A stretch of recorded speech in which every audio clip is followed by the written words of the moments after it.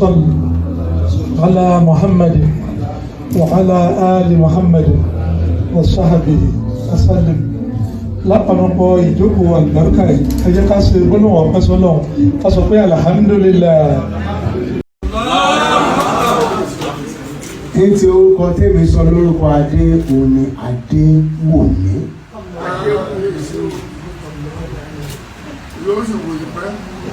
ní orúkọ kìrìsìtẹ́nì òní Grace. kí màmá wa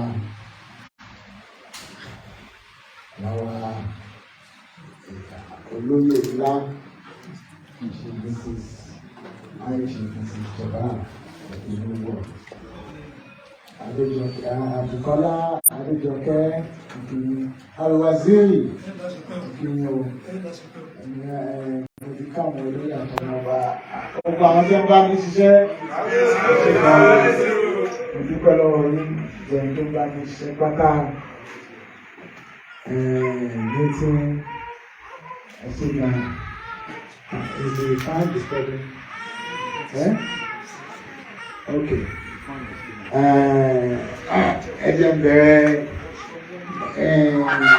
ìsọmọlórúkọ tó bá ti jẹ́ ti Yorùbá báyìí bàbá ní máa ń ṣe mo tí ọba sí bàbá ni ó ṣe bẹ́ẹ̀ ní ti Yorùbá nù tí ọ̀rọ̀ sí à ń pé ọ̀tá tí a lò sà òsà kọ́kọ́ lórí sílẹ̀. Ọ̀yà tí má ti gbé yọ̀ dàkẹ́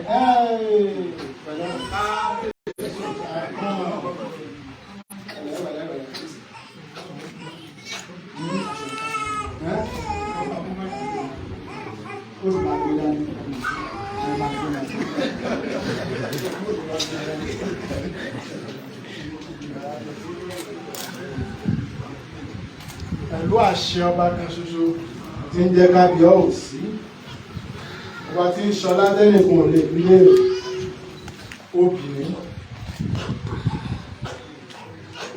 máa bí kú dànù ikú ọ̀gbọ́dọ̀ fún ọlọ́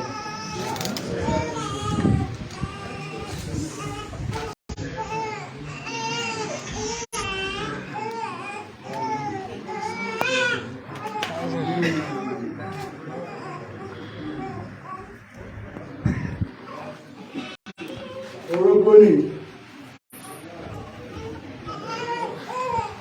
ògbórógbó ọmọ yìí ó gbó ọtọ ó jù wá lọ.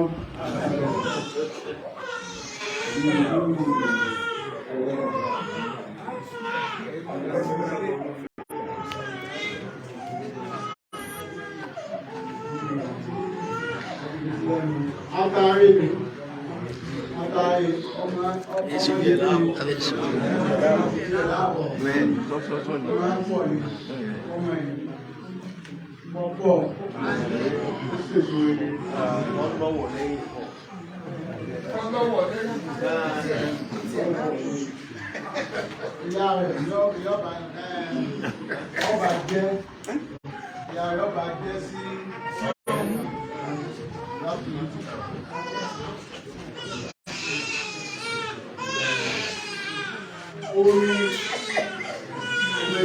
Omi làbù ẹ̀kọ́sẹ́ tí máa ń bomi sọ̀tọ̀ ọba bomi sọ̀tọ̀ lọ́wọ́ ẹ̀mí oyin rẹ̀ o àtọ́mọ̀ ẹ̀ ayé rẹ̀ kò lóyún bóyá tó bá ti lóyún ọ̀sẹ̀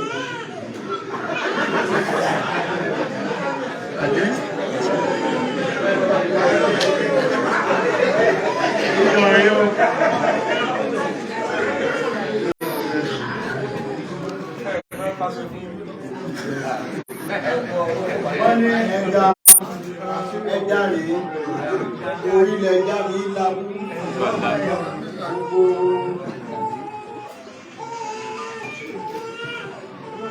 gbogbo tí a bá gbé tí ọmọ borí wa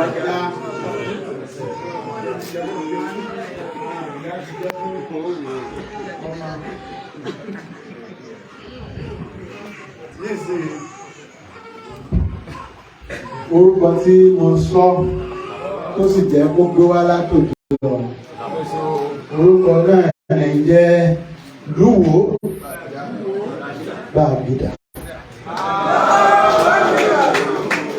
Létí mùsùlùmí yóò máa jẹ́ Sultana Fatimoh. Ní ti orúkọ tí mi sọ lórúkọ Adé òní Adéwòmí.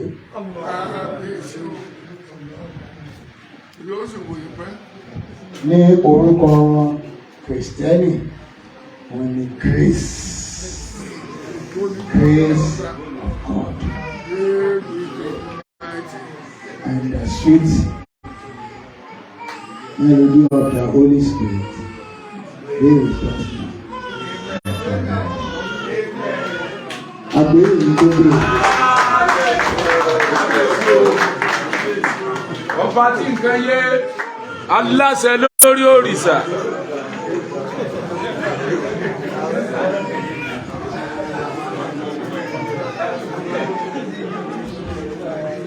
Àròlé Olódùmarè. Kábíyèsí, kábíyèsí, orúkọ tí wọ́n sábà olówó sọ ọmọ ẹ̀ ta ló lè rántí gbogbo ẹ̀ tó ràn wá létí.